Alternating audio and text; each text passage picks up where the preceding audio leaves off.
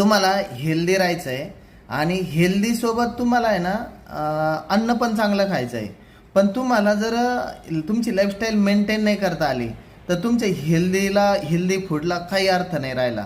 कारण सांगतो, तुम्ही हेल्दी खाताय पण तुमचं उठणं झोपणं पाणी पिणं खाण्याची पद्धती ह्या आहे ना अत्यंत चुकीच्या आहे. तर शरीर काय करतंय, स्वतःला सांभाळण्यासाठी ते काही वेळेस मोठ्या आजारांना पण निमंत्रित करतं.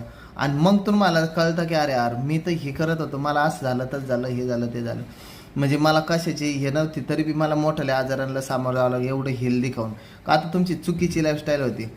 तर तुमच्या चुकीच्या लाईफस्टाईल मी एक त्याचं उदाहरण देतो की आम्हाला पराठे, डिंकाचे लाडू, ड्रायफ्रूटचे लाडू खायला शिकवलं, पण आम्ही ते खायच्या गोष्टी म्हणून शिकलो.